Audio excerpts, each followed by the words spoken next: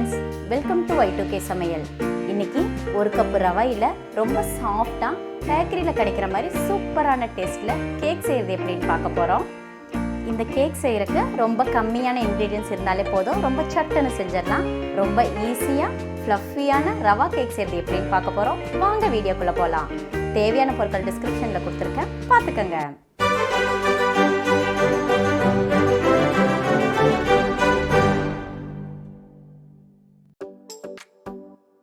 ஒரு மிக்ஸி ஜாரில் ஒரு கப் அளவுக்கு ரவை எடுத்துக்கலாம். இந்த ரவை வறுக்காத சாதாரண ரவை தான்.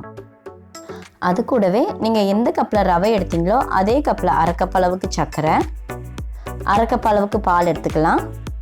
இந்த பால் நல்லா காய்ச்சி ஆறின பால் தான். அடுத்தது அதே கப்பில் 1/4 கப் அளவுக்கு தயிர் சேர்த்துக்கலாம். அடுத்தது அது கூடவே 1/4 கப் அளவுக்கு ரீஃபைண்ட் ஆயில் யூஸ் பண்ணிக்கலாம்.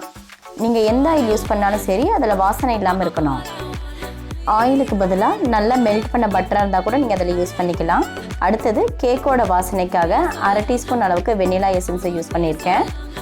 இப்போ இது எல்லாத்தையும் 20 to 30 செகண்ட் அளவுக்கு நல்லா அரைச்சி எடுத்துக்கலாம். அரைக்கும் போது நம்ம தண்ணி எதுவும் சேர்க்காமல் அரைச்சதுனால நல்லா திக்கான கன்சிஸ்டன்சியில் கேக்கோட மாவு ரெடி ஆகிடுச்சு. இப்போ இதை இப்படியே ஒரு 20 to 25 நிமிஷம் அளவுக்கு ஊற வச்சிடலாம். ரவை எந்த அளவுக்கு ஊறுதோ அந்த அளவுக்கு நம்ம செய்கிற கேக் ரொம்ப சாஃப்டாக இருக்கும். 20 நிமிஷம் ஆயிடுச்சு பாருங்கள், ரவையெல்லாம் நல்லா ஊறிடுச்சு. இப்போ இதை 2 to 3 நிமிஷம் அளவுக்கு நம்ம கையெடுக்காமல் எந்த அளவுக்கு கலக்க முடியுமோ அந்த அளவுக்கு கலக்கி விட்டுக்கலாம். மாவு நல்லா கலந்ததுக்கப்புறம் அது கூட 1 டீஸ்பூன் அளவுக்கு பேக்கிங் பவுடர், 1/4 டீஸ்பூன் அளவுக்கு பேக்கிங் சோடா ஆட் பண்ணி நல்லா மிக்ஸ் பண்ணிக்கலாம்.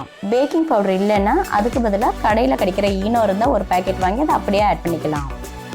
பாருங்கள், நல்லா திக்கான கன்சிஸ்டன்சியில் நம்மளுக்கு கேக்குக்கு தேவையான மிக்சர் ரெடி ஆகிடுச்சு. அடுத்தது இந்த மிக்சரை ஒரு கேக் மோல்டுக்கு ட்ரான்ஸ்ஃபர் பண்ணிடலாம். அதுக்கு உங்கள்கிட்ட எந்த ஷேப்பில் கேக் மோல்டு இருக்கோ அந்த ஷேப்பில் ஆயில் அப்ளை பண்ணிக்கலாம். நான் ரவுண்ட் ஷேப் யூஸ் பண்ணியிருக்கிறேன். கேக்கை நம்ம பேக் பண்ணி எடுக்கும்போது மோல்டில் ஒட்டாமல் வரணுன்றதுக்காக நம்ம ஆயில் அப்ளை பண்ணியிருக்கிறோம். உங்கள்கிட்ட பட்டர் ஷீட் இருந்துச்சுன்னா இந்த மாதிரி அடியில் போட்டு அது மேலே ஆயில் அப்ளை பண்ணிக்கிங்க. அப்படி பட்டர் ஷீட்டு இல்லைன்னா அதுக்கு பதிலாக மைதா மாவை தூவிட்டாலே போதும், கேக்கு ஒட்டாமல் வந்துடும். ஆயில் அப்ளை பண்ணதுக்கப்புறம் நம்ம ரெடி பண்ணி வச்சுருக்க கேக் மிக்சரை இதில் ட்ரான்ஸ்ஃபர் பண்ணிடலாம். ரொம்பவே ஈஸியாக கைப்படாமல் நம்ம கேக் மிக்சரை ரெடி பண்ணிட்டோம். மிக்ஸி ஜாரை யூஸ் பண்ணியே நம்மளுக்கு தேவையான கன்சிஸ்டன்சியில் கேக்குக்கு தேவையான மிக்சரை ரெடி பண்ணிட்டோம். எல்லா மிக்சரையும் மோல்டில் ஆட் பண்ணதுக்கப்புறம் இந்த மாதிரி ஒரு டைம் நல்லா ஷேக் பண்ணி விட்டிங்கனால அது ஈவன் ஆகிடும். அடி கனமான ஒரு கடாயை அடுப்பில் வச்சு ப்ரீ ஹீட் பண்ணி எடுத்துக்கலாம். எந்த ஒரு பொருளையும் பேக் பண்ணுறதுக்கு முன்னாடி பாத்திரத்தை ப்ரீ ஹீட் பண்ணிட்டா நம்ம செய்கிற பொருள் நல்லா சாஃப்டாக வரும். பாத்திரம் நல்லா சூடானதுக்கப்புறம் நம்ம ரெடி பண்ணி வச்சுருக்க கேக் மோல்டு இதில் வச்சு பேக் பண்ண ஆரம்பிச்சிடலாம். அடுப்பு லோ ஃப்ளேம்லேயே வச்சு பேக் பண்ணிக்கிங்க. ஒரு 10 நிமிஷம் பேக் ஆனதுக்கப்புறம் அதில் நம்ம கட் பண்ணி வச்சுருக்க நட்ஸை தூவிக்கலாம். கேக்கு 10 நிமிஷம் பேக் ஆனதுக்கப்புறம் நம்ம கட் பண்ணி வச்சுருக்க நட்ஸை ஆட் பண்ணால் தான் கேக்குக்கு மேலே அந்த நட்ஸ் இருக்கும், இல்லைன்னா மாவோடு அது மிக்ஸ் ஆகிறதுக்கு சான்சஸ் இருக்குது. நட்ஸ் எல்லாம் ஆட் பண்ணதுக்கப்புறம் அடுப்பு லோ ஃப்ளேம்லேயே வச்சு ஒரு 20 நிமிஷம் போல் பேக் பண்ணி எடுத்துக்கலாம். 20 நிமிஷம் ஆயிடுச்சு பாருங்கள், கேக்கு நல்லா பேக் ஆகிடுச்சு. ஒரு டூத் பிக்கை யூஸ் பண்ணி கேக்கு நல்லா பேக் ஆகிடுதான்னு செக் பண்ணிக்கிங்க. நல்லா பேக்கான கேக்கை ஒரு 10 நிமிஷம் போல் ஆற விட்டுக்கலாம்.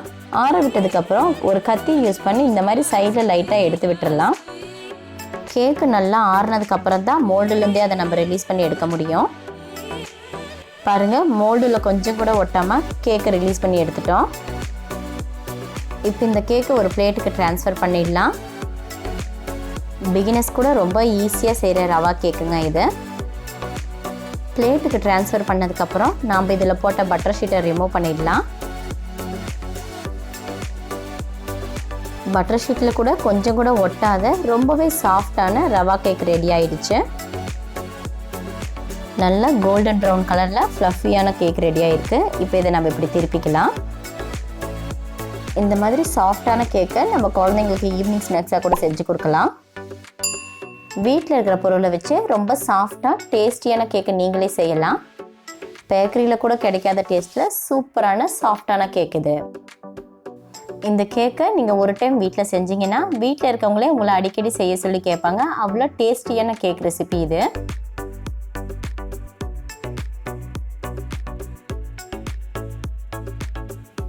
கேக்கை கட் பண்ணும்போதே தெரியுது அது எந்த அளவுக்கு சாஃப்டாக இருக்குன்னு.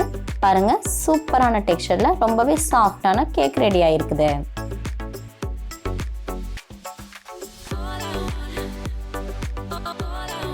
ரவையை யூஸ் பண்ணி செஞ்ச கேக்குனா யாரும் நம்ப மாட்டாங்க.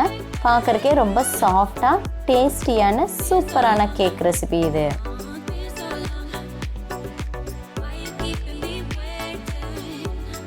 கேக்கோட எக்ஸ்ட்ரா டேஸ்ட்டுக்காக அதுக்கு மேலே சாக்லேட் சிரப் ஆட் பண்ணியிருக்கிறேன்.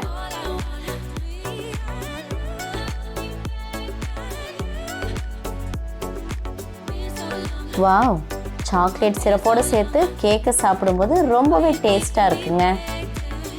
இந்த சூப்பரான கேக்கை நீங்களும் செஞ்சு பாருங்கள். என்ன ஃப்ரெண்ட்ஸ், ஈஸியாக ரவா கேக் செய்கிறது எப்படின்னு பார்த்தீங்களா? இந்த ரெசிபி உங்களுக்கு பிடிச்சிருந்துச்சுன்னா லைக் பண்ணுங்கள், உங்கள் ஃப்ரெண்ட்ஸுங்க கூட ஷேர் பண்ணுங்கள். நீங்களும் இந்த ரெசிபியை ட்ரை பண்ணி பார்த்துட்டு கமெண்ட் பண்ணுங்கள். மறக்காமல் Y2K சமையலுக்கு சப்ஸ்கிரைப் பண்ணுங்கள். மறுபடியும் இன்னொரு ரெசிபியில் பார்க்கலாம். அது வரைக்கும் பாய்.